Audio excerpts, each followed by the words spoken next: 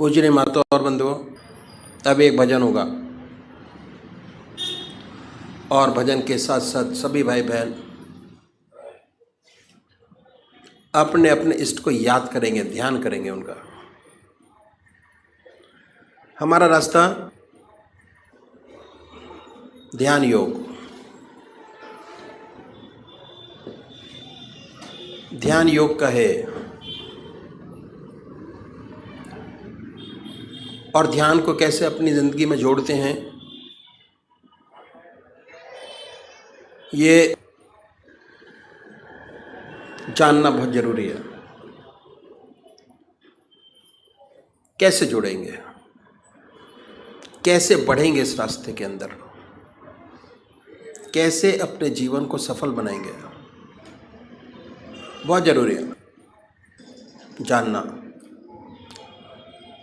सबसे बड़ी बात यह है कि हमारा देश जो है आध्यात्मिक देश है और हमारे देश में 99% लोग ऐसे हैं जो परमात्मा को मानते हैं और अपने किसी न किसी ढंग से परमात्मा का पूजा करते हैं। तरीके अलग अलग हैं, 33 करोड़ देवी देवता हैं और हर 20 किलोमीटर पर भाषा बदल जाती है और परमात्मा का स्वरूप बदल जाता है।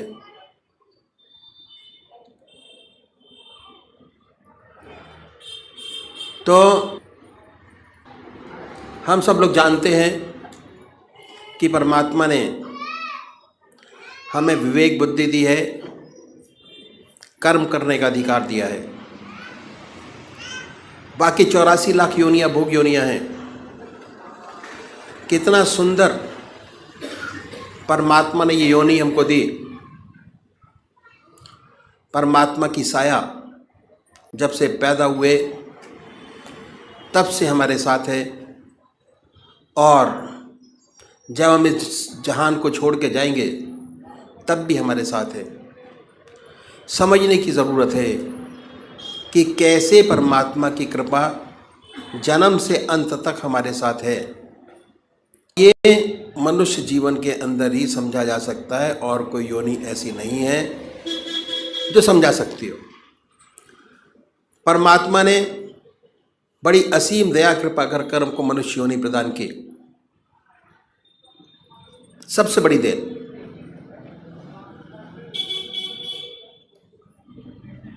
और हमारे सामने हमारे कर्म जो हम पहले जन्म में करके आए, कितने जन्मों के सत्कर्म हैं हमारी आत्मा के साथ, वो ये प्रदर्शित करता है कि हमको परमात्मा ने फ्री कर दिया। बिल्कुल सब कुछ किया जा सकता है और जो आज कर रहे हैं उसका फल भोग आगे प्राप्त करेंगे। तो इसलिए जिस कर्म को पहले करके आए, अगर उसी कर्म को बढ़ाएंगे हमारा जीवन बड़ा सुंदर, और ये जीवन क्या अगले जो जीवन होंगे वो भी बड़ी सुंदर और सुखद पूर्ण व्यतीत होंगे। ये तो हो गई, present will be very good. तो सबसे पहले हमको क्या करना है, हम मंदिर जाते हैं, भजन करते हैं, कीर्तन करते हैं, आरती करते हैं। ये पहले तरीके की पूजा है, फर्स्ट स्टेप ऑफ पूजा। मंदिर जाना, भगवान जी को जल चढ़ाना और भगवान जी को नहलाना, उनके कपड़े बनाना, भक्ति भाव, फर्स्ट टाइम पूजा पहली। इसका फ़ायदा बहुत ज़बरदस्त है, पर यह शारीरिक पूजा है। मन अपने काम में लगा रहता है और शरीर मंदिर जाते हुए आते हुए और उस समय भी स्थिर नहीं हो पाता। दूसरा तरीका है ध्यान योग, आनंद योग, सहज योग, मानसिक पूजा, मन से। उसमें शरीर तो इन्वॉल्व होता ही है, साथ साथ मन के अंदर ये धारणा रहती है कि हमारा इष्ट हमारे सामने विद्यमान है, और कंसंट्रेशन हमारा जो पहली पूजा है उससे थोड़ा अधिक बनना शुरू हो जाता है। हमारा रास्ता ध्यान योग का दूसरे नंबर का तरीका है, जिसमें मन और शरीर दोनों साथ साथ इन्वॉल्व होते हैं, और कंसंट्रेशन हमारा बहुत सुंदर और अच्छा बनता चला जाता है अपने इष्ट के चरणों में। तो सबसे पहली बात कि हमको एक इष्ट का चुनाव करना है। सबसे पहला काम जो साधक है, सबसे बड़ा उसका काम एक इष्ट का चुनाव करना, और वो भी जो आपकी आत्मा को सबसे प्यारा और सुंदर लगता है उसको चुने। कोई वे राम को मानते हैं, कोई कृष्ण को मानते हैं, कोई देवी को मानते हैं, कोई हनुमान जी को मानते हैं। जो जिसका इष्ट है, 33 करोड़ देवी देवता में अपने इष्ट को चुन लीजिए, जो आपकी आत्मा को सबसे प्यारा लगता है। 2 बत्ती अगरबत्ती जलाएं, बड़े प्यार से बैठिए सुखासन से। वो भी निश्चित कीजिए कि कौन सा आसन सब आपके मन को सबसे सुखदायी लगता है, जिसमें सबसे ज़्यादा सुख हो, उस आसन पर बैठें। उसके बाद धूप बत्ती अगरबत्ती जलाएं, धूप दीप करें, वातावरण शुद्ध करें, मन प्रसन्न हो। उसके बाद बड़े प्यार से बैठिए। अगर कोई भजन आपको आता है तो गाइए, नहीं आता तो भावना बनाएं। उसके बाद ये महसूस करें कि जो हमारा परमात्मा है, जिसमें परमात्मा की सबसे ऊंची भावना डाली हुई है, जो आपकी आत्मा को सबसे प्यारा लगता है, उसको ये महसूस करें कि वो हमारे सामने विद्यमान है, आपके सामने सशरीर बैठा हुआ है। अब वो फोटो में नहीं है, मूर्त में नहीं है, सशरीर हमारे सामने मौजूद है। ख्याल से उस पवित्र मूर्त को अपने सामने बनाएं और ये ख्याल करें, बड़ी बड़ी आंखें हैं, गोल चेहरा है, जटाएं हैं, सर्पों की माला है। आपका इष्ट जो आपके आंखों के सामने हमेशा आता है, उसको अपने सामने बनाइए, उस पर अपने मन को कंसंट्रेट करिए, उसी को देखिए। ना कोई और शक्ल बने, ना कोई और विचार आपके सामने आए, पर जैसे ही आप ये प्रोसेस शुरू करेंगे, ऐसे ऐसे विचार आपके सामने आएंगे जो आपने जिंदगी में कभी सोचे नहीं होंगे। उन विचारों को हटाएं, फिर अपने इष्ट की याद में लगिए। फिर अपने विचार को हटाएं, अपने इष्ट की याद में लगिए। अगर आज ये ध्यान करते हुए, अपने इष्ट की मूर्त बनाते हुए, दिल की हर धड़कन से अपने इष्ट का नाम लेते हुए अगर 100 विचार 1 मिनट में आते हैं, तो कुछ समय बाद अगर यही प्रैक्टिस आपने जारी रखी, उन विचारों में कमी आएगी, और उसके बाद एक दिन ऐसा आएगा कि आप बैठे होंगे और आपका इष्ट सामने होगा, ना कोई विचार होगा ना ख्याल। उसमें ऐसे तल्लीन होंगे, ऐसे खोए होंगे, कितनी मन को शांति मिलेगी। जितना मन पर भार होगा वो हल्का होगा, और ऐसी ऐसी समस्याएं हल होंगी जो जिंदगी में आपने सोचे नहीं होंगे कि ये भी हल होंगी। बहुत सुंदर समा होगा, बहुत मन खुश होगा। मन खुश, आत्मा खुश, प्रसन्नता ही प्रसन्नता है।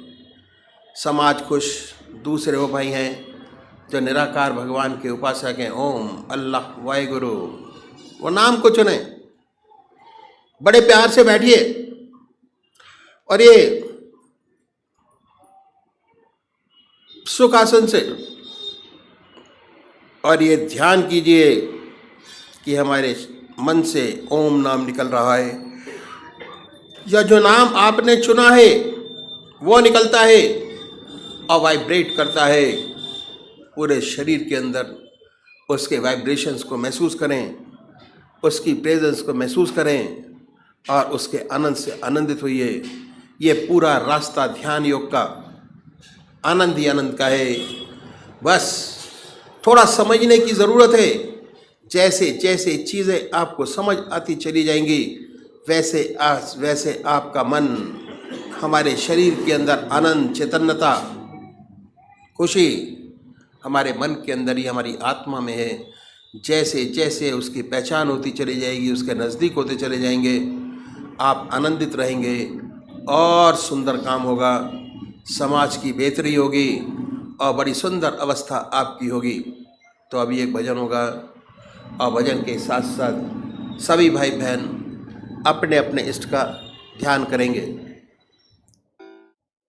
टूटे ना प्रीत तिहारी तिहारी, टूटे ना प्रीत तिहारी, जब से तुमने नेह लगाया, जब से तुमने नेह लगाया, मन ने अपना आप भुलाया।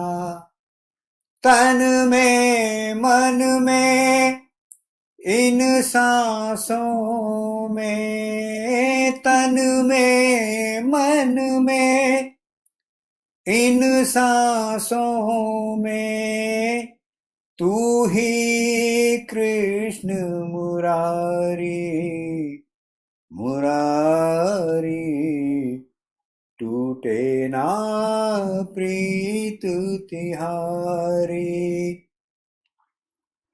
मेरे मन मंदिर में आना, मेरे मन मंदिर में आना, आके नाथ फिर नहीं जाना। युगन युगन का नाता है ये, युगन युगन का नाता है ये, तू दाता मैं भिखारी भिखारी, टूटे ना प्रीत तिहारी। मैं हूँ जीव और तू है जीवन, मैं हूँ जीव और तू है जीवन, तू है मुक्ति मैं हूँ बंधन।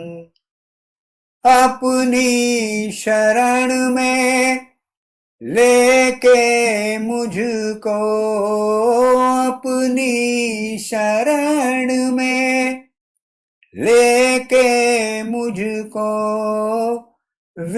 विपदाएं सब टारी मुरारी, टूटे ना प्रीत तिहारी। जब से तुमने नेह लगाया, मन ने अपना आप भुलाया। तन में मन में इन सांसों में, तू ही कृष्ण मुरारी मुरारी, टूटे ना प्रीत तिहारी।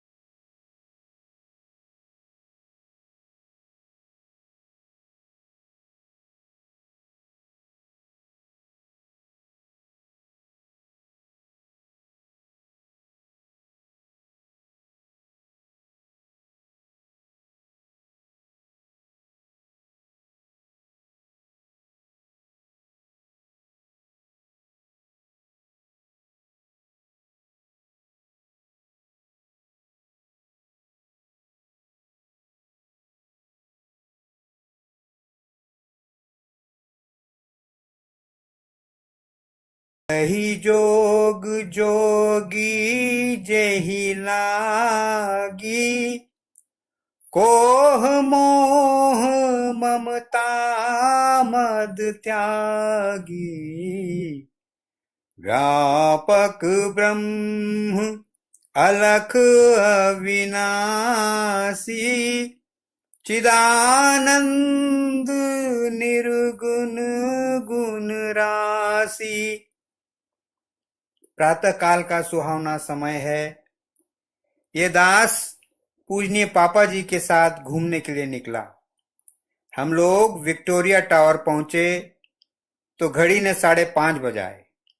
प्रातः काल की मंद बह रही है। प्राची की लालिमा फीकी पड़ चुकी है। पूर्व दिशा में सूर्यदेव मुस्कुरा रहे हैं। पेड़ों पर चिड़ियां चहचहा रही हैं। बगीचे में चमेली, मोगरा और गुलाब के फूलों की महक ने एक अनोखा ही समा बना दिया है। पापा जी इस रमणीक स्थान पर पहुंचकर और खाली बेंच देखकर बोले कि यहां थोड़ी देर विश्राम लिया जाए। हम लोग बेंच पर बैठ गए। बैठते ही वातावरण के माधुर्य से हमारा हृदय गदगद हो उठा।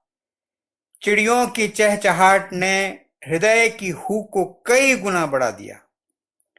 ऐसा मालूम होता था चिड़ियां उस परम पिता परमात्मा की याद में मग्न हैं और हम लोगों के हृदय में उस मालिक की गहरी याद बैठ गई। लगभग 15 मिनट मूक अवस्था में तथा आत्मानंद में गोते खाने के पश्चात पूजनीय पापा जी ने फरमाया कि अब यशपाल का उचित समय है कि वह बैत हो जाए। ऐसा श्री सद्गुरुदेव जी ने रात्रि में फरमाया। सेवक ने पूछा, पापा जी यह बैत क्या चीज होती है? पापा जी ने बड़े प्रेम पूर्वक समझाया कि बैत दीक्षा होती है और गुरुदेव जी की जब बड़ी ही असीम दया कृपा होती है तो किसी को बैत करते हैं। बैत करने के पश्चात गुरुदेव साधक को जीवन मुक्त कराने का पूरा भार व उसकी शिक्षा की पूर्ति का भार सब कुछ सिलसिले के किसी मुक्त आत्मा यानी बुजुर्ग के हाथ सौंप देते हैं और इसके पश्चात ऐसा शिष्य गुरु परिवार में पूर्णतया दाखिल हो जाता है। ऐसे शिष्य की जिम्मेदारी भी बड़ी जबरदस्त बढ़ जाती है। उसे पूर्णतया आत्मसमर्पण करना पड़ता है और गुरु की आज्ञा की अवहेलना स्वप्न में भी नहीं कर सकता, अन्यथा बड़े कष्टों का सामना करना पड़ता है और तब शिष्य जीवन मुक्त गति प्राप्त करता है। अगर सच्चा आज्ञाकारी है और सच्चे दिल से आत्मसमर्पण करता है तो बड़े आनंद में इस स्थिति को प्राप्त कर लेता है, जिसके लिए बड़े बड़े योगी कठिन तपस्याएं करते हैं और मुश्किल से प्राप्त कर पाते हैं। तुम्हारे ऊपर पहले से ही श्री सद्गुरुदेव जी की बड़ी कृपा है। बड़े बड़े पुराने अभ्यासी बैत की अभिलाषा लिए आते हैं, अनेकों बार प्रार्थना करते हैं, परंतु उनकी बैत नहीं हो पाती। तुम बहुत भाग्यशाली हो जिसके लिए गुरु महाराज ने अपने मुख से बैत के लिए फरमाया है। ये दास चुपचाप सुनता रहा। इसने उत्तर कुछ न दिया। इस दास के हृदय में ये शब्द घूमने लगे कि आत्मसमर्पण करना पड़ता है। आत्मसमर्पण क्या आसान काम है? आत्मसमर्पण के माने हैं आत्मा को अर्पण कर देना। कहने का तात्पर्य यह है कि मन में भी कोई विरोधी विचार न उठे। इस पतित के अंदर तो अनेक विरोधी विचार पैदा होते रहते हैं। इस दास ने पापा जी से पूछा, आत्मसमर्पण तो बड़ा मुश्किल है, कैसे होता है? पापा जी मुस्कुराए और कहने लगे, जब तुम्हारी बैत हो तो गुरु महाराज जी को लिख कर दे देना, तन मन और आत्मा आपके अर्पण करता हूं। बस फिर कोई विकार न रहेगा। बाकी आत्मसमर्पण जिस पर उनकी कृपा होती है सब अपने आप करा लेते हैं। जब मेरा बैत हुआ तो मैंने गुरु महाराज जी से यह कह दिया, तन मन गृहस्थ और आत्मा सब आपके अर्पण है। सब कुछ महाराज जी के अर्पण कर दिया और अपने राम ने तो चैन की बंसी बजाई। इसके बाद पापा जी ने फरमाया, मालूम है कि इस सेवक का बैत कैसे हुआ? अन्ना जी यानी पापा जी की धर्मपत्नी अध्यात्म में काफी तरक्की कर गई थी। उन पर परम संत महात्मा रघुवर दयाल जी तथा श्री सद्गुरुदेव जी की बड़ी कृपा थी और मैं बड़ा खिलाड़ी था। मन आया पूजा में बैठा, नहीं आया तो नहीं बैठा। एक रोज मैं कानपुर चाचा जी परम संत महात्मा रघुवर दयाल जी के पास गया।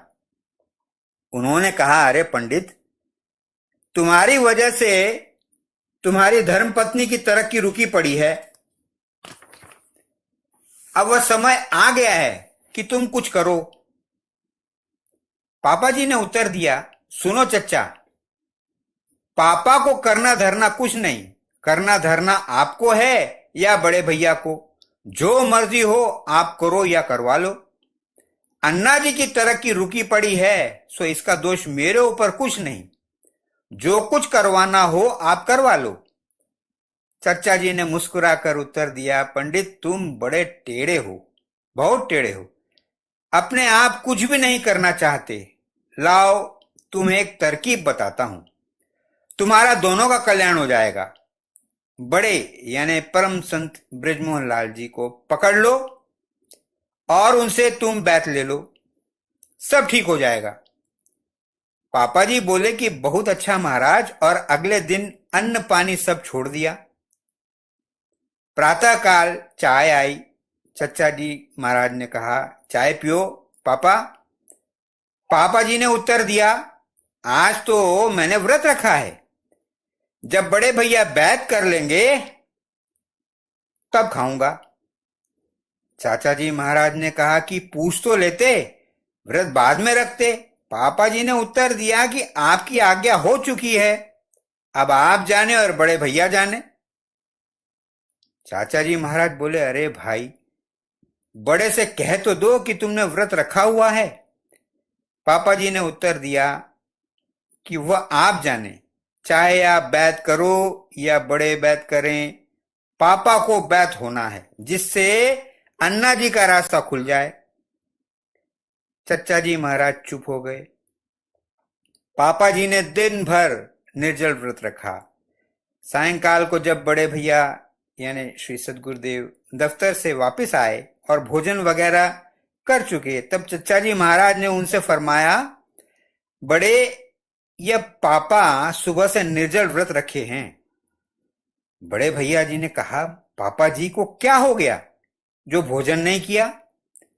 चाचा जी महाराज ने कहा, बैत होना चाहते हैं इसलिए व्रत रखा है, आप पापा को बैत कर दें।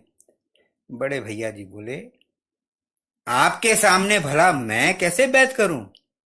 आप ही इनको बैत क्यों नहीं कर देते? चाचा जी महाराज बोले, नहीं भाई, इनका बैत तो तुम्हें ही करना है। लगभग रात्रि के 9 बजे मुझे बुलावा आया। मैंने बैत के बाद अन्ना जी सत्यव्रत सबको खड़ा कर दिया और महाराज जी को कह दिया, ये परिवार सब आपका है, इस दुनिया में मेरा कुछ नहीं है। हमारी बैत तो इस प्रकार हुई। दास ने पूछा, अन्ना जी की तरक्की आपकी वजह से कैसे रुक गई? पापा जी ने उत्तर दिया कि हिंदुओं में शादी शारीरिक संबंध नहीं होता, बल्कि आत्मिक संबंध होता है। अध्यात्म में सच्ची तरक्की तभी होती है जब दोनों ही रास्ते में आगे बढ़ें।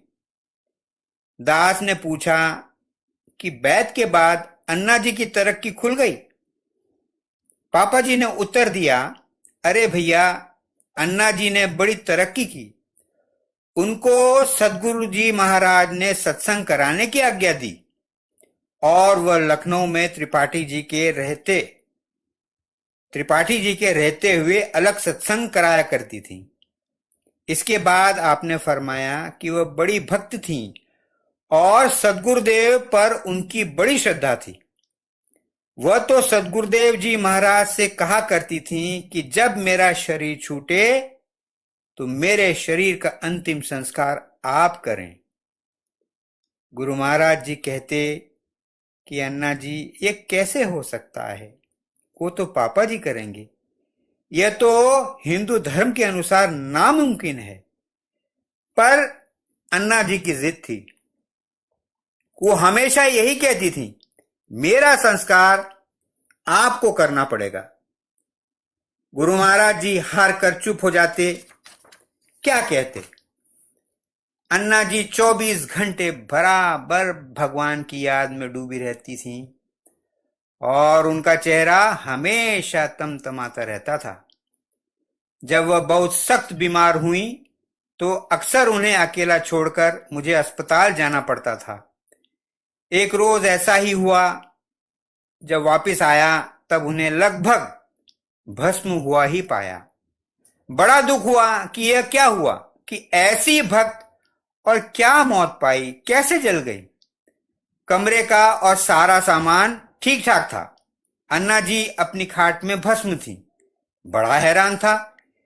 इतने में क्या देखता हूं कि खट्ट सद्गुरुदेव जी महाराज पधारे।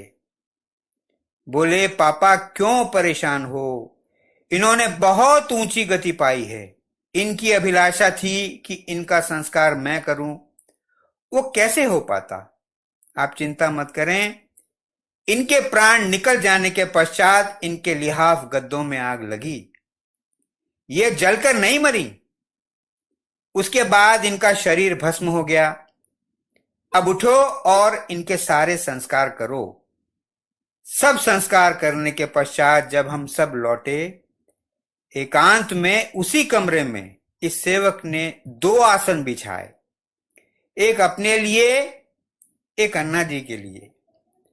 और जब मैं पूजन करने बैठा तो अन्ना जी मेरे बराबर विराजमान थी और बहुत खुश थी और मेरे साथ बराबर पूजन करती रहीं।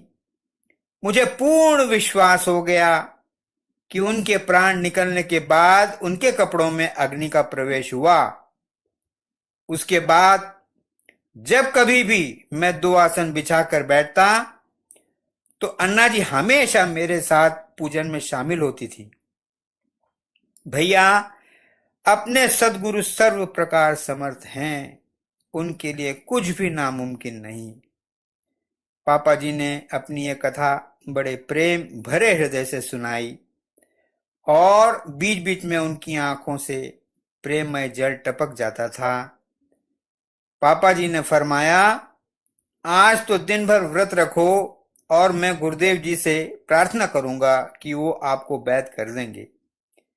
दास ने पूछा, बैत में क्या करना होता है? किसी विशेष वस्तु का प्रबंध तो नहीं करना होता? आपने उत्तर दिया, गुरु महाराज जी के लिए अगर संभव हो सके तो कोई वस्त्र और कुछ दक्षिणा जो आप देना चाहें दे सकते हैं। यही एक ऐसा अवसर है जब आप उन्हें कुछ दे सकते हैं। यही एक ऐसा अवसर है जब आप उन्हें कुछ दे सकते हैं।